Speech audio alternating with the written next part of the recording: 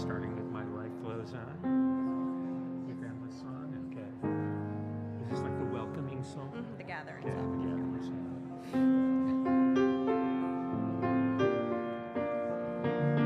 song. Good morning. Please rise in body or spirit and join us in singing number 108, My Life Flows On, an endless song.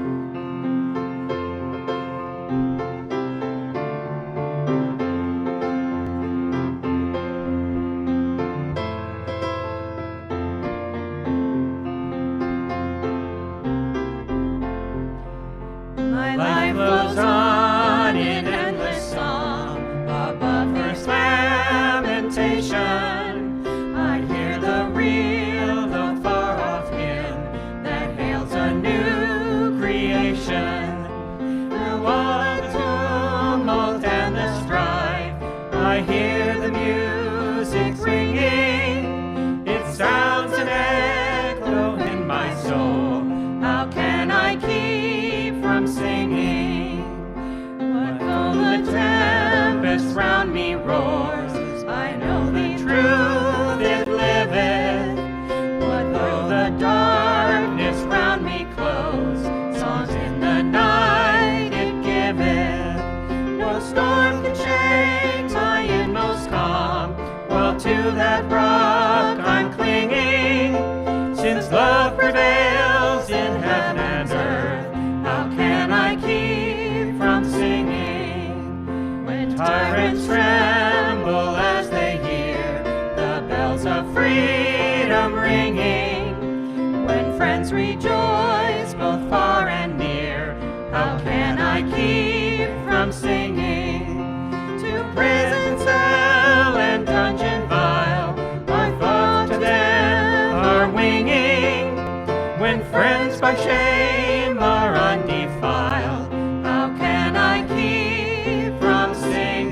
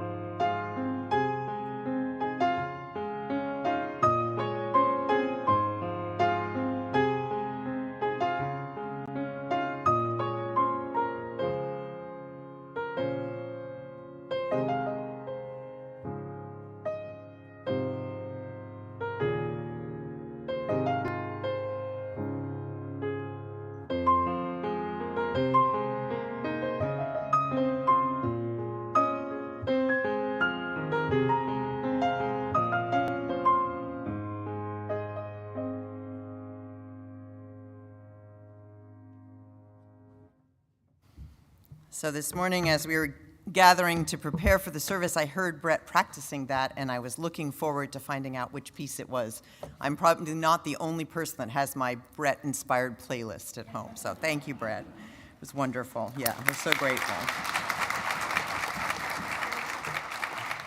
Well, good morning. It's good to have folks here this morning, here in the sanctuary and on our stream, and also we have reopened our patio for those who need another option for this Sunday morning. So we're really grateful to have people in all three of those places, and especially the latter today. These are the times when we need one another, so I want to welcome you to the Mount Diablo Unitarian Universalist Church. I'm the Reverend Leslie Takahashi, and my pronouns are she and her. And we want to welcome you to this sanctuary, whether you're joining us here or in another way. And a special welcome if you're visiting us or if you're back on campus after a long time. And there's a couple of you here today, so we're grateful to see you. If you are visiting, we invite you to sign a visitor's card, which you can do in a physical paper fashion in our hall after the service, or you can do it online as well. Today is our Justice Sunday, and as part of our commitment to the LGBTQI community at this time when they are under so much attack, we have a special guest host that Reverend Rodney has arranged for our drag queen talent show with Vickadonia Nightingale and a multi-generational lineup of talent and tacos from our folks, right? Yes. Reverend Rodney said I should mention the tacos, so I did. So I think the talent's pretty exciting, but whatever. Reverend Rodney also has redesigned the justice part of our website with many options for how you can participate in these critical times. And tomorrow, we will begin hosting our Winter Nights Family Shelter, which we'll do for the next 2 weeks. So we do need people to help with putting away the stage after our amazing talent show, and also helping with setup tomorrow morning. If you're free to do any of those things, see Reverend Rodney after the service. Community is a spiritual necessity in these times, and we have a new round of community circles starting right now. You can sign up for them online or in the Borton Hall after service. Welcome to this beloved community.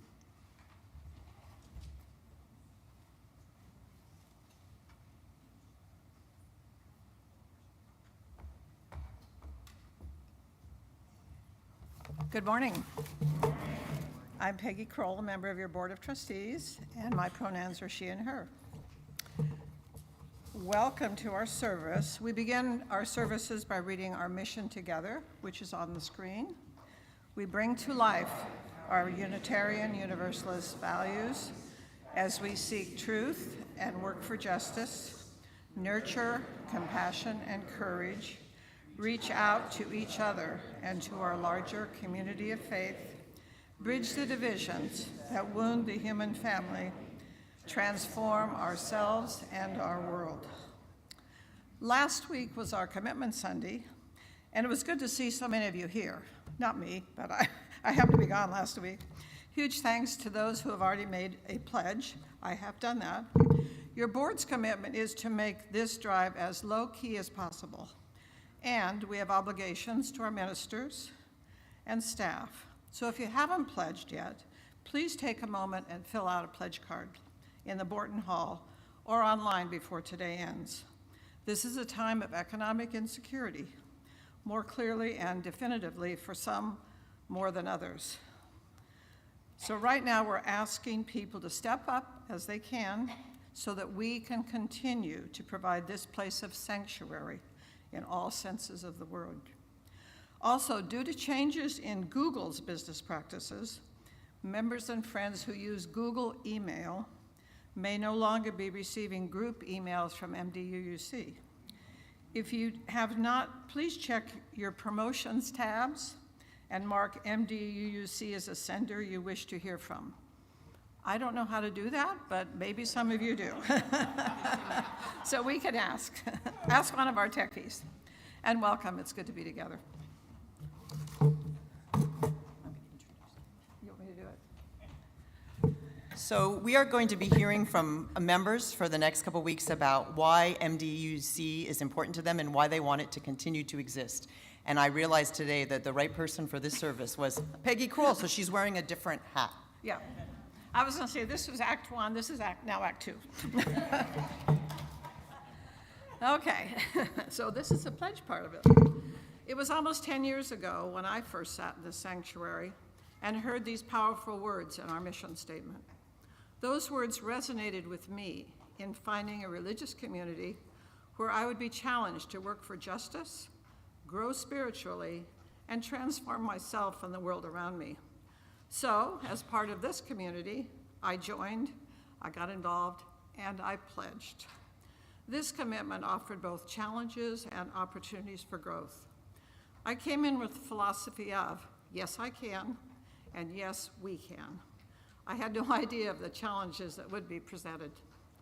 Especially during COVID, we were faced with keeping people safe, meeting their many needs, supporting our asylum seeker, keeping the church afloat financially, and maintaining a caring, welcoming, beloved community.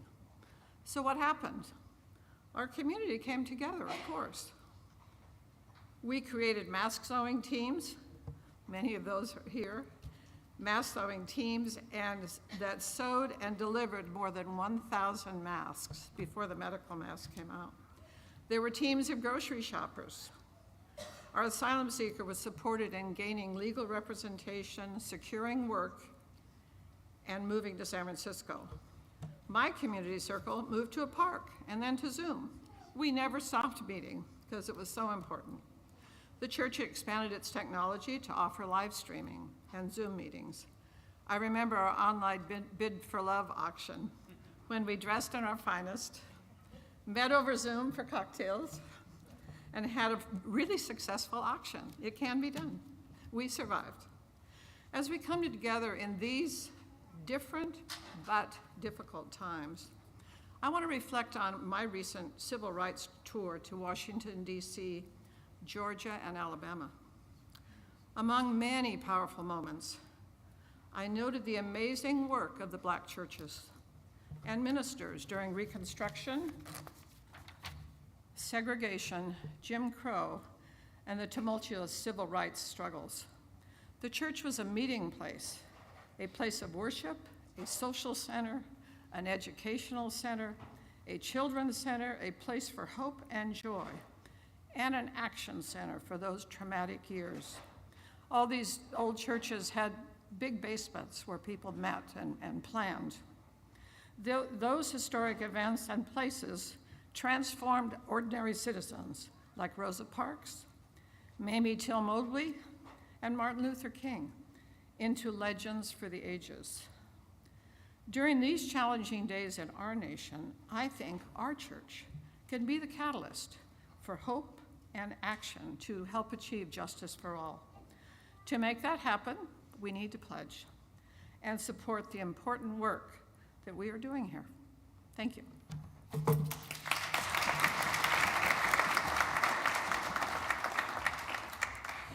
And we are today focusing on the wisdom we have all gained to going through difficult times that sustain us in this time. So one of the things I think we've learned is how important it is to be together. So let's just greet each other and say, I'm glad you're here.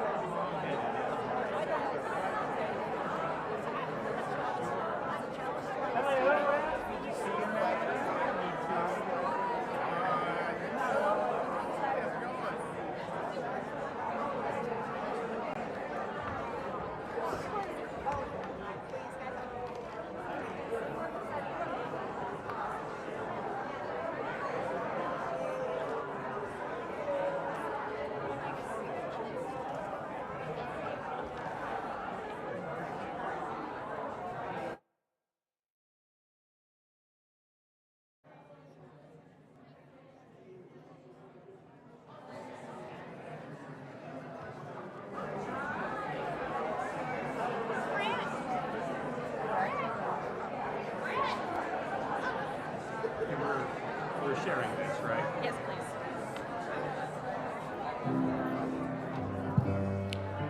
Please please return to your seats and remain seated as we sing Elizabeth Norton's setting of Reverend D. Rebecca Parker's words about community.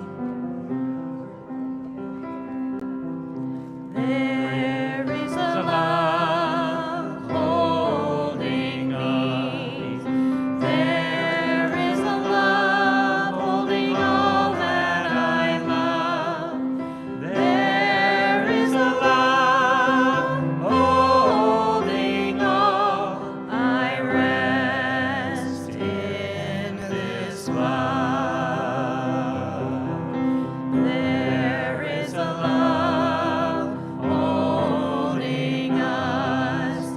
There is a love holding all we love. There is a love holding all. We rest in this love. We rest in this love.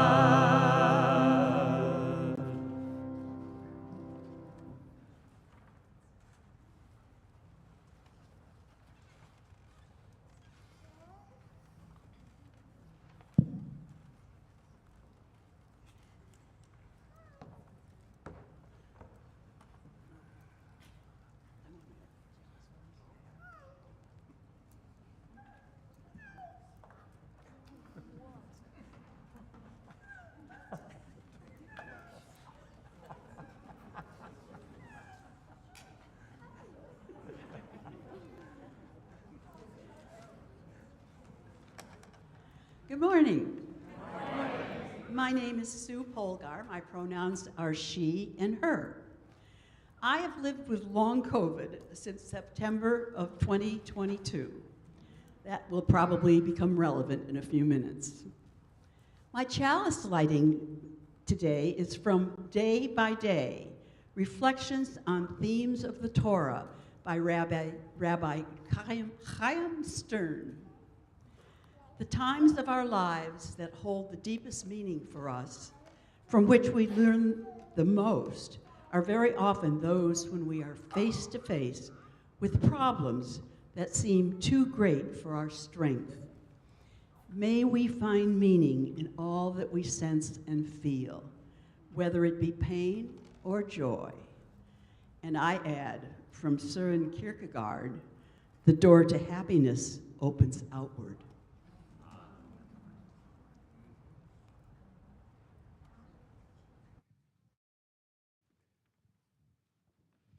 Good morning. All right, I have a story for you all called Thin and the Feather of Truth.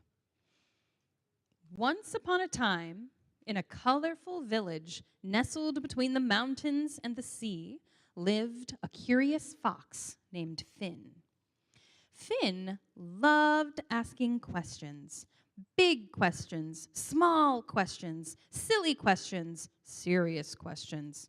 Like, why is the sky blue? How do birds fly? Can trees talk to each other? What do you guys think? Can trees talk to each other? Yes, okay. Mycelium, yes. Finn asked so many questions that the wise owl librarian, Miss Olive, gave him a special notebook called the Book of Wonders. This, she said, is where you write what you discover. But remember, the truth is sacred.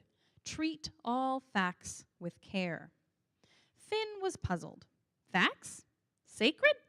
How can facts be sacred? Miss Olive nodded. Yes, little fox. Some people think facts are just boring things in books, but they are like tiny stars that light the way to understanding. Knowing what is real helps us care for the world and for each other. Finn thought that sounded very magical. One day, while wandering the forest, Finn overheard some animals arguing.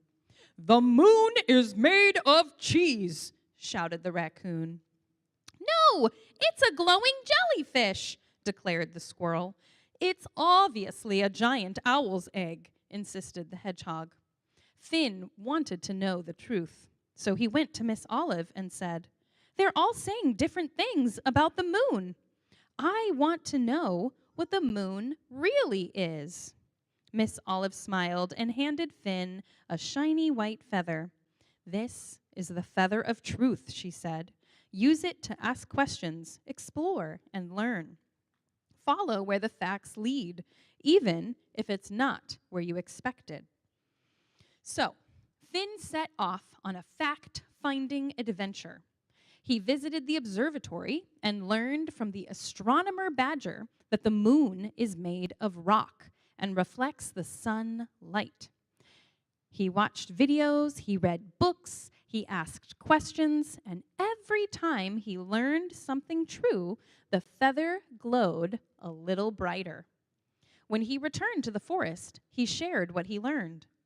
The moon isn't cheese or jellyfish or an egg. It's even more amazing. It's a huge rock in space that has been with Earth for billions of years. Some animals were disappointed that their silly stories weren't true. But then Squirrel said, "Wait, a rock that reflects light? Huh, that's actually kind of beautiful." "And we can still imagine and dream?" added Raccoon. "But it's nice to know the real facts, too." Finn nodded. "Imagining is wonderful, but honoring the truth, that's a way of loving the world. After all, let's not forget our fourth principle as UUs. We covenant to affirm and promote a free and responsible search for truth and meaning." That night, the animals lay on their backs, staring up at the glowing moon. The feather of truth shimmered in Finn's paw. From that day on, whenever someone told a tall tale or a rumor, Finn would say, "Let's find out what's really true." And the animals learned that facts weren't just cold and boring. They were how you showed love for the earth, for each other, and for the deep mystery of life. Because in the end, truth isn't just smart, it's sacred. And now I'd like to invite you to join us in singing the kids to their activities.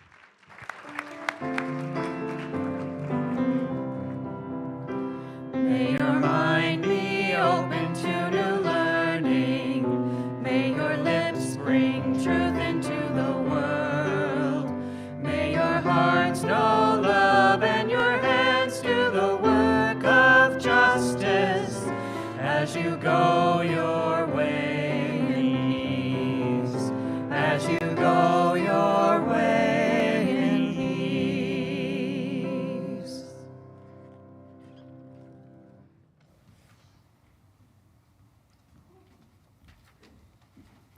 Good morning.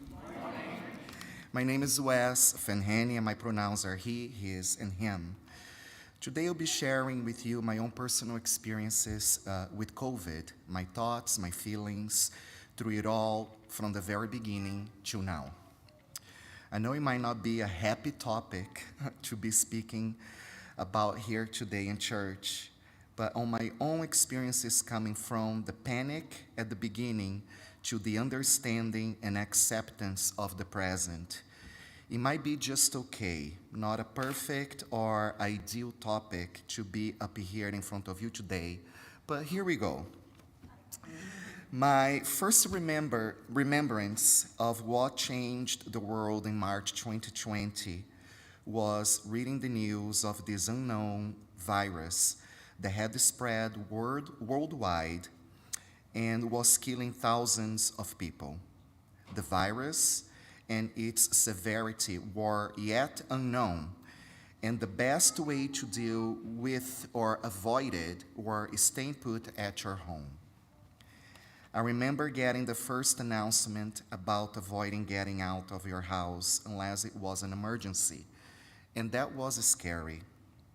I went to the grocery store and saw so many people with their shopping carts packed to the maximum, mostly paper towels and toilet paper. Yeah. And walking through the aisles, I noticed that almost everything was gone from the shelves. That's when the panic hit me.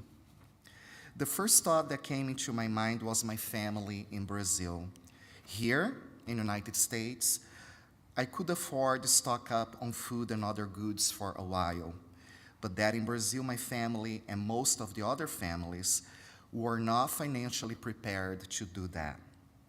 I called my sister, almost crying, begging her to run to the grocery store and do a monthly worth grocery shop for her family. And of course, the reply was that she could not afford more than a week of supplies. Other preventive measures came after that, like social distancing, creating group bubbles, wearing masks, alcohol hand sanitizers everywhere we would go, air purifiers, plenty of air ventilation on enclosed rooms, and etc. And the unexpected happened too. I lost my job and I had to reinvent myself. I had to go back to school and learn a new profession. I made it. I am grateful I did it. I also know many people had more struggles than me. I know many people who lost beloved ones, friends, neighbors, co-workers. COVID changed our modern day and age forever. We are now more aware and more cautious. It has been 5 years now, and I thought this is a new normal, and that I have seen and heard all of what is out there already. So far, 7,010,681 deaths in the world due to COVID as April 1st, 2025. That is really sad. I recently came back from Brazil. I was there for 4 weeks and just got back last Saturday. I was there seeing my family and friends, and I got the chance to see a college friend that I haven't seen for 25 years. Yes, I'm not that young. She found out from other friends that I was in town, and she reached out to me saying that she just had to see me. She warned me that she looked different than what she looked 25 years ago, which I replied, "Sweetie, so do I. I look so much better now." Well, we met. She shared that she had gained 110 pounds since COVID pandemic started. She became depressed at the very beginning, and anxiety and panic attacks took over her mind, along with suicidal thoughts that drove her not to leave not only her own house, but her own bedroom.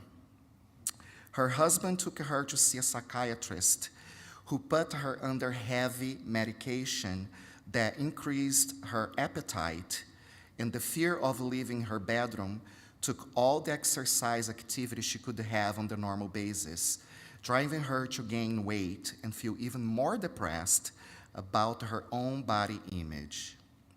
It was a battle that took over 3 years for her to get over it. I was shocked to hear that. My heart felt heavy at the moment, and all I could do was give her a hug. She said that with all the medications and therapy for the past 3.5 years, nothing was helping her. The one thing that made her turn things around and changed her life was a religious camping retreat she made about a year and 8 months ago with her 8-year-old son, along with her local church community. Somehow, getting into a community of faith and hope, camping retreat in the middle of the woods cured all of her fears, panic, and negative thoughts that were in her mind. She said that being part of a community of good, faithful people saved her life. I know in my heart that here in our community, we are saving lives too. We are changing people's lives for better, and that COVID or anything like it will not break the faith in the community we have found here in each other. Let's celebrate life and community together. Thank you.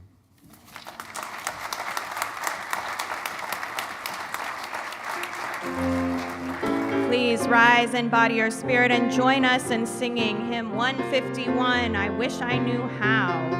This jazz tune, written by Billy Taylor and Dick Dallas, became an anthem of the civil rights movement. Taylor wrote it for his daughter.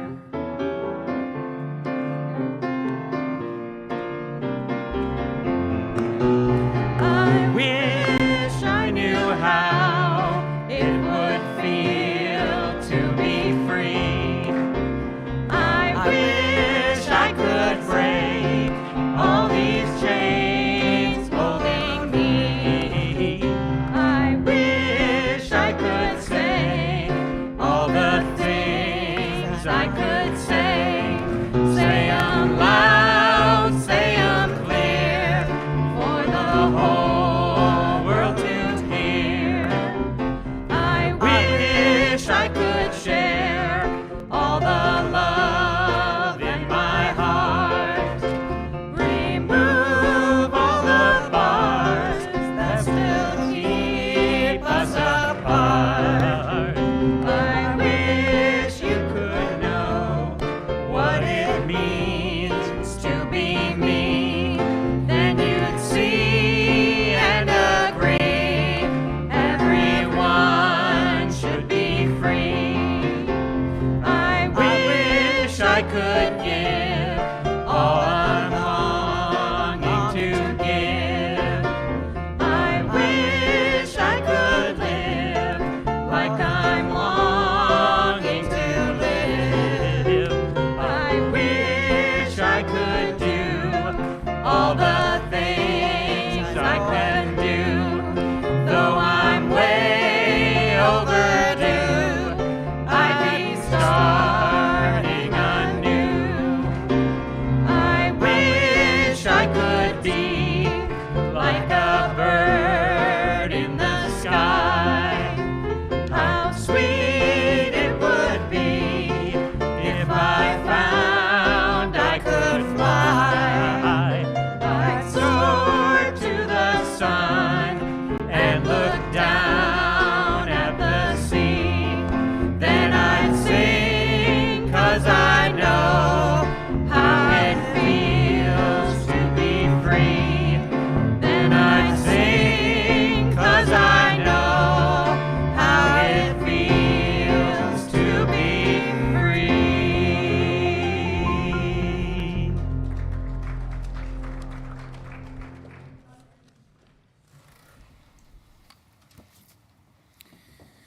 Now is the time in our service where we come together to bear witness to those joys and sorrows that are too great for any one of us to hold alone. If you have written in our book of joys and sorrows today, I ask that you come forward if you want to light a candle as I read your entry. David Stanley is lighting a candle. Last week, our family welcomed a new grandnephew.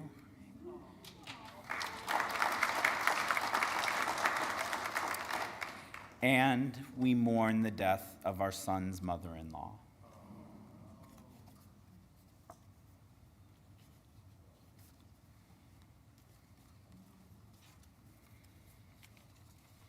Sally Edgerton is lighting a candle.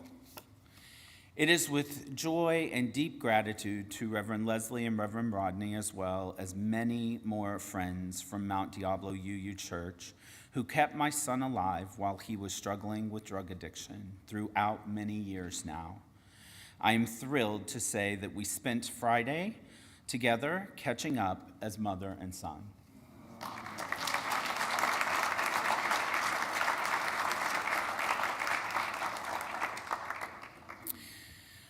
Mike Stanfield is lighting a candle of joy, actually 2 candles. He is double bursting with joy after the birth of identical twin granddaughters Lucy and Mia. On April 10th which was also his 68th birthday. He says, "If I forget the twins' birthday, you'll know I've gone around the bend."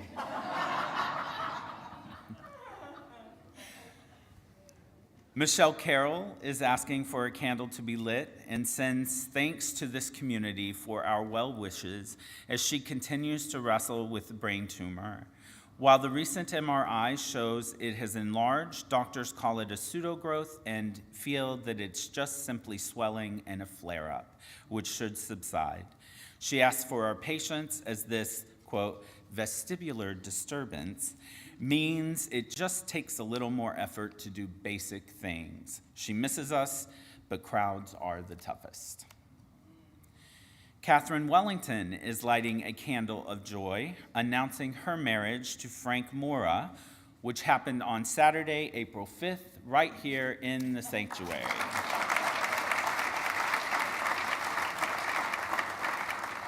And now I'm asking for 2 final candles to be lit. The first represents all of the joys and sorrows not voiced aloud today, but present in our hearts. I'm sorry, my heart has popped a candle up. Sorry. I am going to ask Reverend Leslie to light another candle before our close, and that would be for the ongoing decimation of the Middle East and the peace that we were so longing was coming.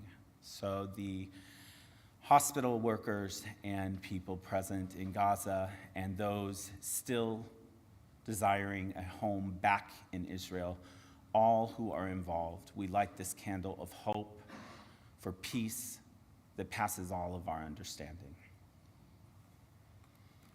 And now I am asking for that second candle to be lit for this imperfect, clearly imperfect, but precious world, and our own role in making it more just and more loving.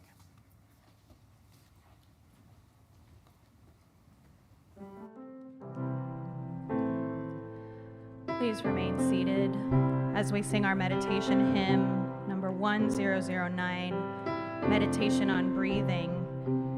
UU musician Sarah Dan Jones wrote this chant as a meditation for spiritual healing in the aftermath of September 11th, 2001. When I breathe in, when I breathe in, I breathe in peace. When I breathe out, when I breathe out, I breathe out love. When I breathe in, when I breathe in, I breathe in peace. When I breathe out, when I breathe out, I breathe out love. When I breathe in, when I breathe in, I breathe in peace.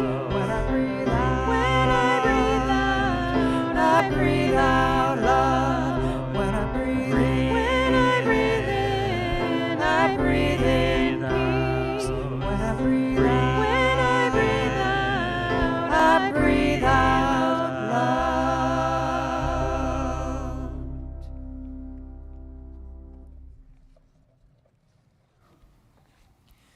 I invite you to join me in the spirit of meditation, and specifically today, the deep ask of prayer. Prayer is simply just that ask to something beyond ourselves, part of that creative interchange between what is us and what is not us in times when we know we need more. And this, my friends, is one of those times. Today, our deep ask is to the larger human spirit, the spirit which we have seen many times in our lifetimes, collectively and individually, pull us through the unimaginable and unpredictable. Spirit of life and hope, remind us in this moment that we are braver than we know, stronger than we can imagine, and more loving than we have even yet begun to explore. That we have wisdoms inside ourselves and inner compasses to guide us, even in times when no roadmap is known, even in times when sometimes no road is even discernible before us. Let all the knowing we have of what we need to survive be our guide on our individual path. And that might not be the same exact route as another needs to take. Spirit, remind us that among us we have so much wisdom. Some of us because the world has never been safe for us. Some of us from the heart-rend of loss. Some of us from the losses of health, which so many of us still struggle with in this post-COVID world.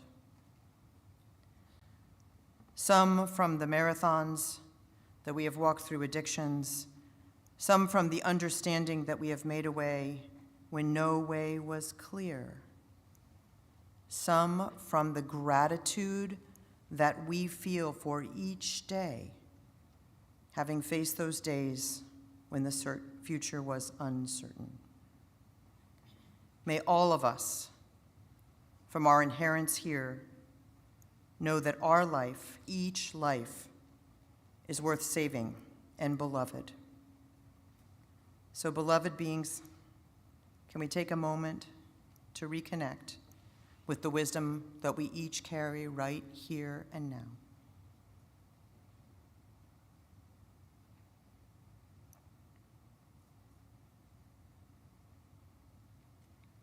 May we remember that this wisdom is always with us.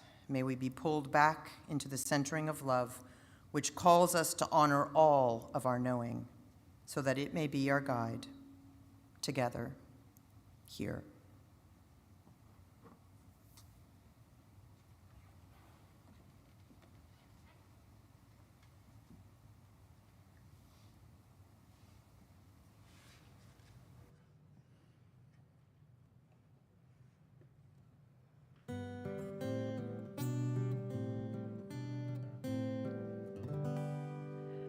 There at the table, with my head in my hands,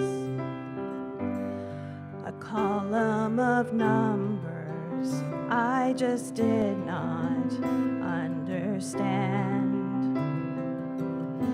You said add these together, carry the two. Now you can do this hard thing. You can do this hard thing. It's not easy, I know, but I believe that it's so. You can do this hard thing.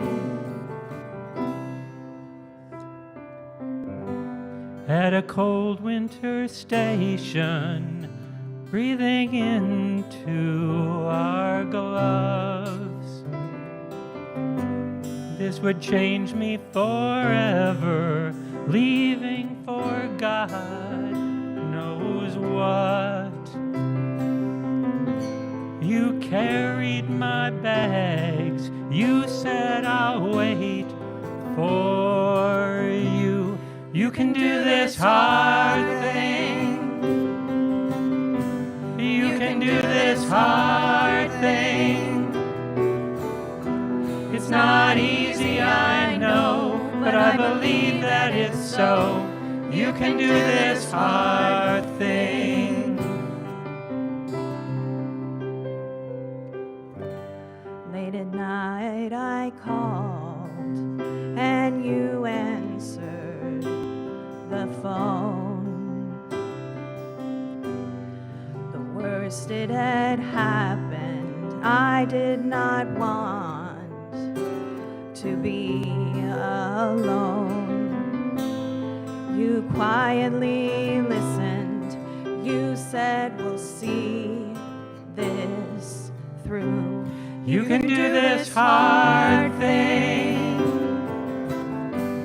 You can do this hard thing. It's not easy, I know, but I believe that it's so. You can do this hard thing.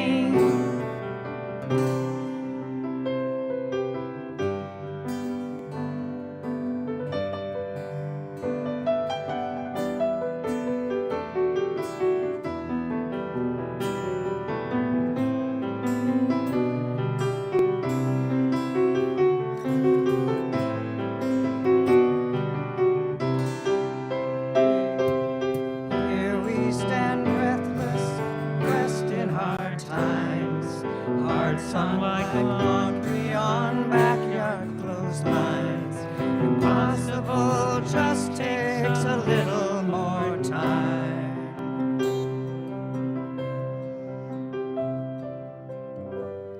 From the muddy ground comes a green volunteer.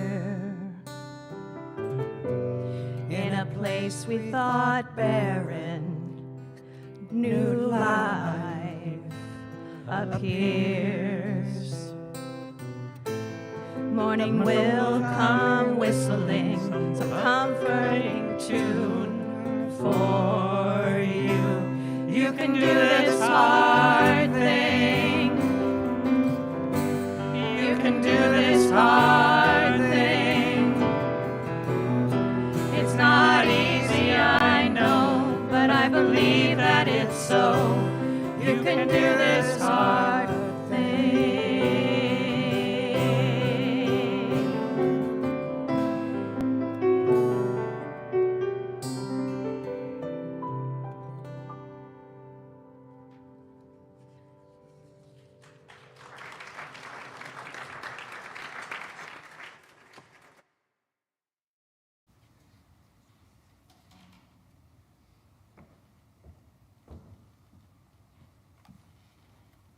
Good morning. So I am Linda Russell, a member of your Board of Trustees, and my pronouns are she and her. When I was an undergraduate at Fordham University, Lincoln Center in New York, I was going to school full-time, working a full-time job as an administrative assistant, and part-time as a waitress in a little soul food restaurant up in Harlem. In my junior year, I applied late for my financial aid. I went to register for my classes, and when I got to the part where I was supposed to go to the financial desk, I walked out the door. I would respond to notices from the financial office with small payments and other responses that I don't remember as I waited for my aid to come. But one day I got a message that I needed to report to the bursar's office. When I walked in the door and told them who I was, everyone in the office turned around and said, almost in unison, "Oh, you're creative financing." I was a little proud and a little horrified. I explained that my Pell Grant was coming eventually, and I told them that I could pay the balance, but I had to do it in increments, not just all at once. Long story short, I was able to work it out, get paid up, and I did graduate.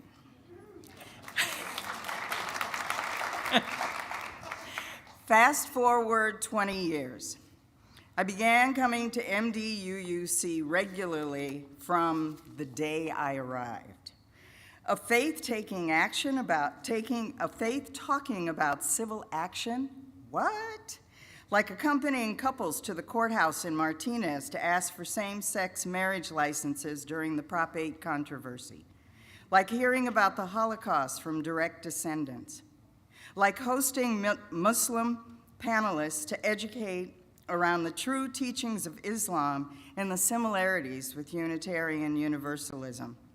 Like having Rainbow Community Center come here to talk to us about our trans siblings as we welcomed our trans interim director of religious education, Reverend Barb Grieve. Like regular participation in Black Lives Matter witnessing.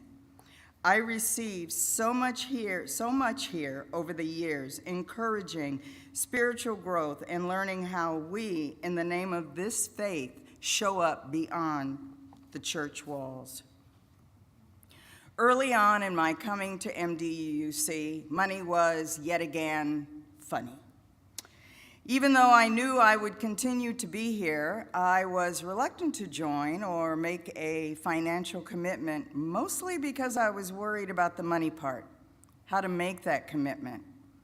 But it was important for me to support the community I found here that spoke to my values and the way that I carried myself in the world. I found myself trying to figure out, how can I make a commitment when I'm not really sure what I'm able to give?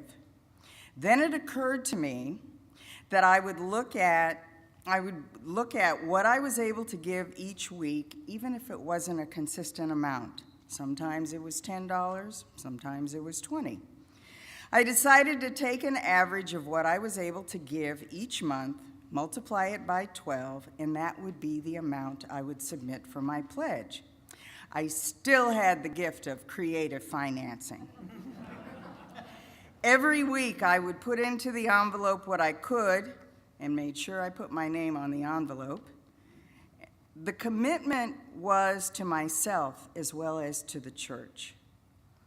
During pledge season, we call people who have not submitted pledges to find out what they can contribute and to find out what works for you here at MDUUC, what programming has served you, and what you want more of. And we are especially aware this year that there's a lot of uncertainty. As a board, we really appreciate you letting us know what you think you can contribute. It can always be changed. And no one will be calling you if you give less, because we understand that many are challenged. But your commitment gives us a big picture understanding of the dollars we'll be working with in the church year that begins in July. 'Tis that season. The pledge box is out every week. My financial situation is different now, and I'm able to do a weekly withdrawal. Some here can contribute much more, some much less. Some put their money in the collection plate, weekly, monthly, or quarterly. However you do it, I encourage you to create a way to support this church. The ushers will now come forward.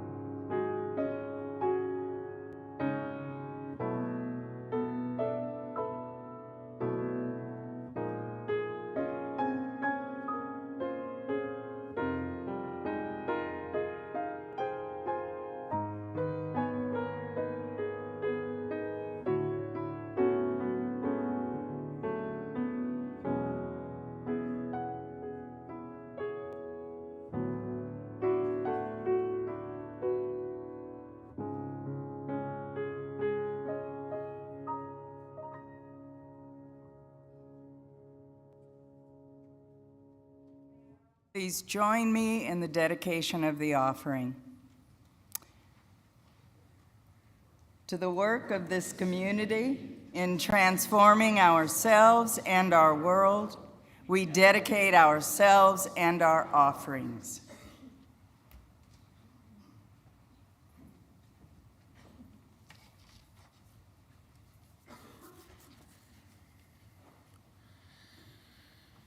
So in 2020, as both then a minister, well, now also as the minister still, I haven't quit, and an infectious disease epidemiologist back then, I found myself at the intersection of faith and science. I watched as our collective understanding of truth itself seemed to fracture before our eyes. It was actually the second global pandemic I've experienced in my life, the first being the HIV pandemic in the 80s and 90s, though the difference was profound. In the 80s and 90s, I was a young person graduating from high school and entering college, finding my way. In 2020, I was a minister with a 20-plus year background as an infectious disease epidemiologist. And I was really hopeful in the unknown days of the pandemic itself. I was hopeful about public health and the academia that I had learned all those years ago. I think of faith in the scientific method like I think of faith in the changing seasons. We can't predict all the time exactly when the first frost will arrive, but we do trust the process that brings winter and ultimately the natural cycle that brings us back to spring. Similarly, science doesn't always provide us immediate clarity, but its methodology eventually leads us to a greater understanding. I had this kind of faith in my public health profession and in the researchers and the scientists who were determining a global response. What fascinated me then, and still kind of does today, is how naturally I found myself using religious language paired with a commitment to scientific rigor. What is faith when spoken about from the lens of science? To me, trust or faith in the scientific method is one of the ways that we as humans make sense of the world around us, even when the answers are unclear, and oftentimes our exploration of those questions just simply lead us to more questions. But this faith was so tested as I watched the pandemic response unfold. Perhaps you remember our confusion after being told masks were unnecessary in March, only to suddenly hear that in April they were absolutely essential. What many of us in the epidemiological world knew well before March was that the WHO had already been releasing findings that suggested as early as January of 2020 the importance of masking, not just in healthcare settings, but beyond.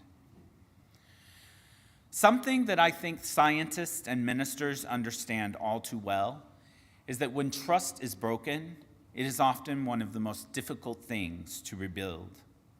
I became very disillusioned when the CDC initially discouraged public health masks, and in fact, not just discouraged their wearing, but also their purchasing. All the while, our global colleagues in the public health world were vehemently disagreeing with the CDC's findings.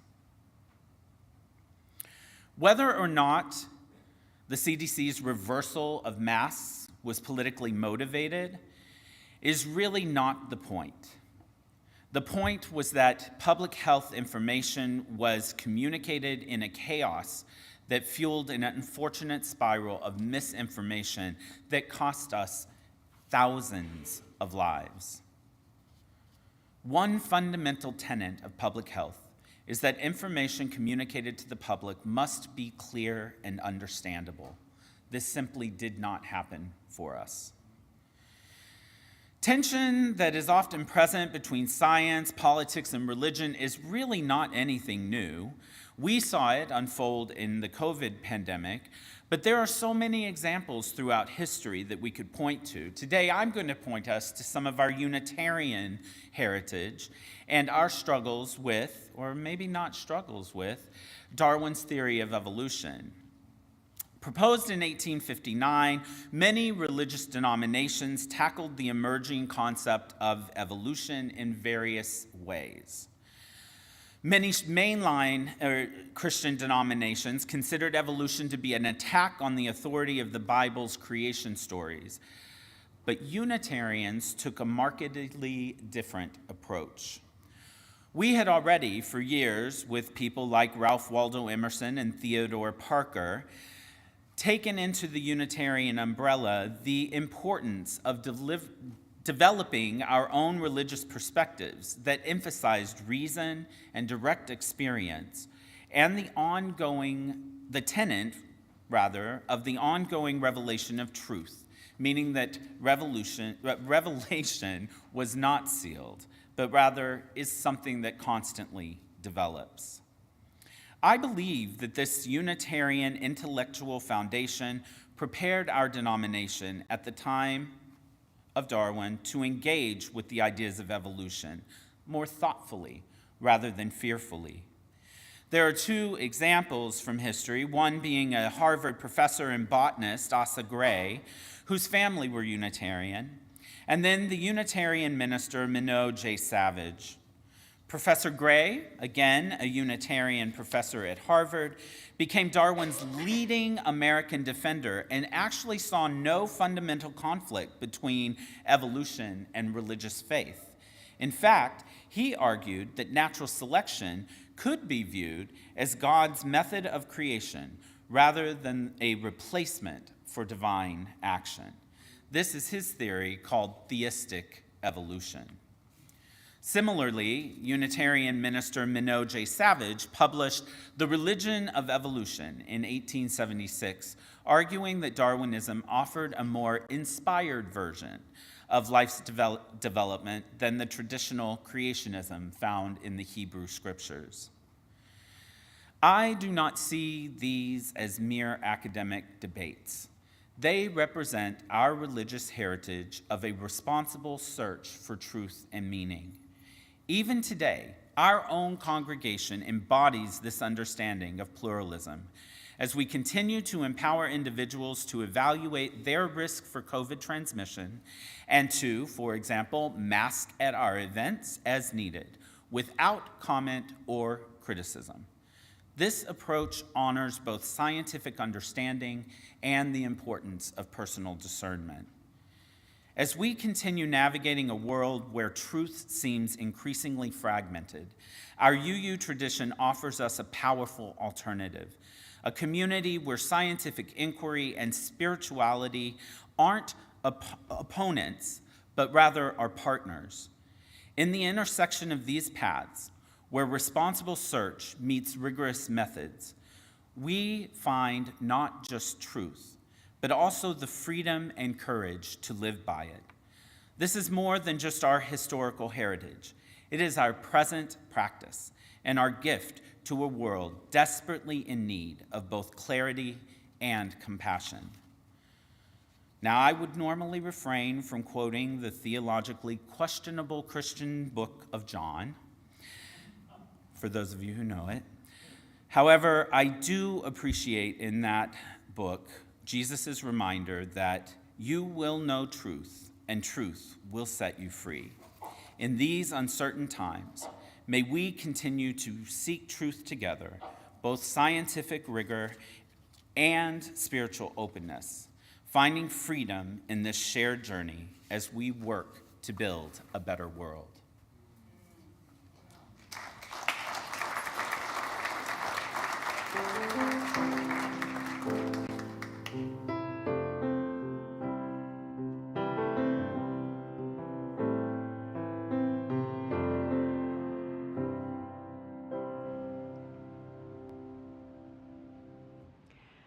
So it does seem as if the premise that we had a few things we could reflect on about our time through COVID was not mistaken. And we've had a lot of wonderful sharings. Can we just thank everyone who's spoken so far?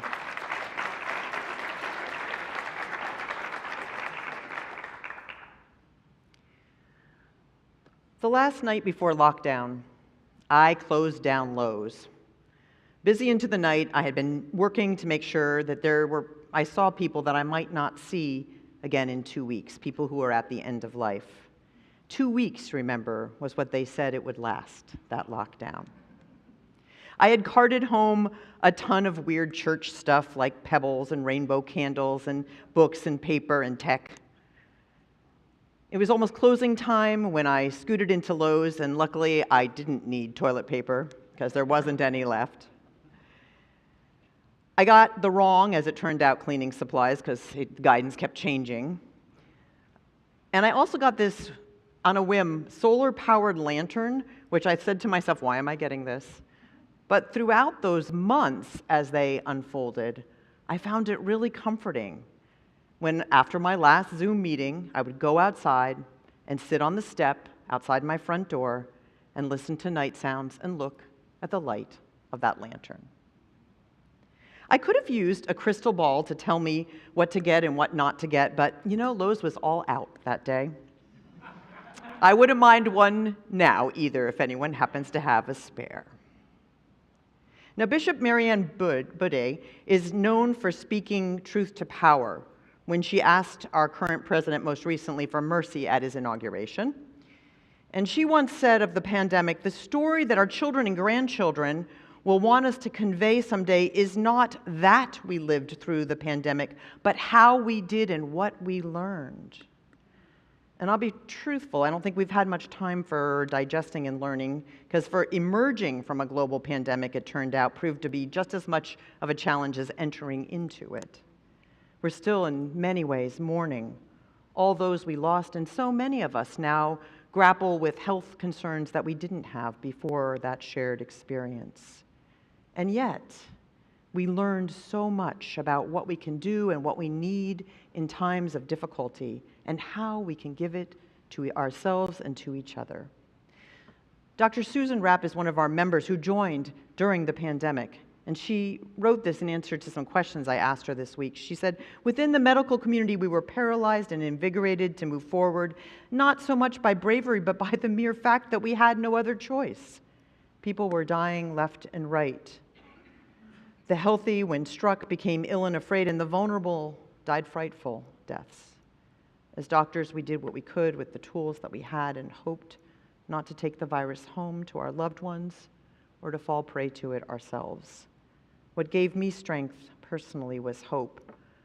I hoped I could hold it together for my patients and colleagues. I hoped that the data would crest and abate. I hoped that the researchers would continue the battle and one day find not only a treatment but prevention. And in my personal life, I hoped I would get through a messy divorce and tremendous, painful loss and get back to this area, to the place I knew as my home. Many a painful, lonely night, I made a promise to God, if she would just keep me going, just give me strength, and bring me back to a place where I knew I would have peace. I would never ask for anything again. And she did. Susan goes on, as a medical community, we celebrated when we could provide treatment and vaccines, and we were humbled by what it took to get here. Today, frustrated by the political environment, I celebrate small victories every day as a physician, and I'm reminded with complete gratitude that I am home and I have peace. God did this. God gave me hope.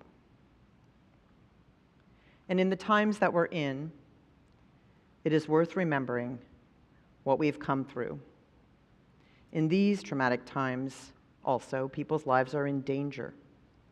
And then, as in now, some are more endangered than others. For example, those who have dependence on a medical system once again made sporadic and wobbly. Those who have financial vulnerabilities as rich men use markets as threats. The threat of hate and targeting through gross misuse of systems designed to help and now used for harm. Many of those endangered are the people whose survival instincts have been honed over generations, who are not surprised about how awful this time is and how much can be done by spite and meanness and vindictiveness. The pandemic occurred during what we now understand as the first wave of attack against our democracy. And then, like now, health is endangered, due to ignorance. Our immigration laws are still broken because our current leader asked that they be left that way when he came into office. And as in those times, we still offer sanctuary to each other and to our neighbors, including those seeking asylum in our nation. And community, as Susan reminds us, is a great way to find hope. You know, our wisdom from that other crisis, the one 5 years ago, reminds us that we are a source of hope. Because in those times, we had no idea what the path was before us. We experimented, we tried things, we took care of one another, we found ways to honor and reinvent ritual and community in person and on those screens and through connections that continue to be important. And new practices like having an outdoor space for people who still have to be careful about being around crowds or who just want to be outside. Then, as now, we wrestled with acceptance with what Bishop Marianne Budek reminds us is not passivity or resignation. She says we actually accept what we're faced with because it's what we're faced with. Acceptance is not easy, but it's better if we're willing to travel, laugh, and also grieve together. For as author Megan Devine said, it's actually a radical act to allow people to hurt and bear witness to their pain. Here we regularly offer ways to honor trauma and release grief, and you can talk to any of us in the ministry team about those. I think what we really need to remember, though, is how strong we are, how resourceful we are, and that's critical, because what is different now is that basic human rights, including the right of survival, are being denied to many around us right now, not in the future. If you are an immigrant, if you are physically or mentally endangered by a pregnancy, if your life depends on a certain medical drug regime, if you are transgender, if you exercised your free speech rights around the tragedy of Gaza, you may no longer have basic rights here. You cannot count on them. Process theologian Monica Coleman says, everything that happens in the world is the result of three things: what you have to work with, what's possible in your context, and, most importantly, what you do with it. So, my friends, we are once again caught without a crystal ball, although I will say that I thought it was great that we were talking about COVID and our mascot for COVID, the peacock, showed up for the first time in months this week. She was there to root for us as well. Here's the deal. The times we are in will not be solved by a simple, easy solution. Hope needs to be for the long haul. We know that. And some of us, especially those who are cisgender, white, and economically secure, are out protesting in the streets, and that is wonderful. And some of us are keeping that pressure on our reps in other ways through calls and postcards and letters and emails, and that is great. And we are still involved in efforts to aid and protect families, though now our rights to offer physical sanctuary here are compromised as we await the outcome of a court case that our association is involved in. I'd love to identify who might want to be part of what's being called for by national organizers for next Saturday, which are opportunities to have a free exchange of useful goods and to offer food to one another, chances to build community, for the organizers among us know that is what will sustain us in the long term. We truly need spiritual resources at this time when so many places like this one are fading away, when vitriol is being substituted for values and scorn for caring. Beloved ones, let us remember that we are survivors who already know this back of the envelope saves your life every day discernment of what you need to do just moment by moment. As Bishop Budde reminds us, when we cannot change the times we live in, We can choose how to respond to the times we are given. Let our response here be seeded with hope, watered with care, and centered in the love that is holding us, because we can do this hard thing together.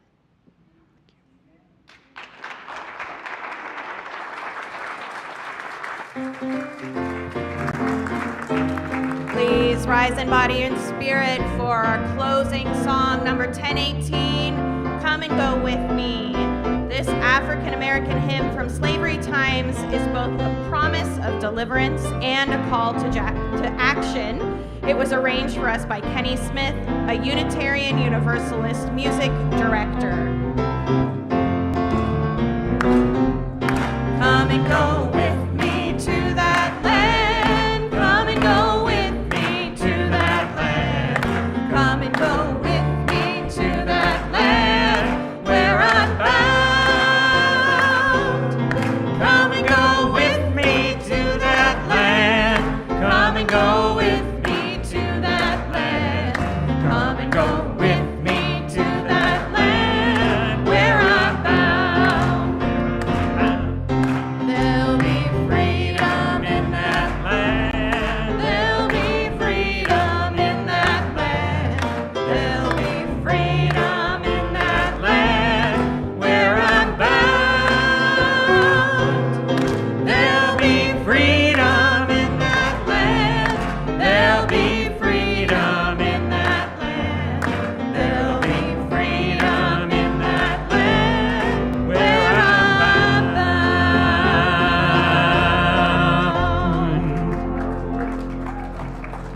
Okay, my friends, we're all going to help with the benediction, and I'm going to invite Wes to help us extinguish the chalice in a moment. But before we do, I want you to look at someone, look them in the eyes, someone near you, and if you're home, look at us. We're looking at you.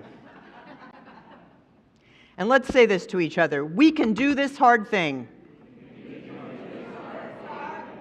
together. And let us extinguish the flame of our chalice, but not the hope, the love, and the caring. Let's carry those out into the world because we need to do that. Thank you.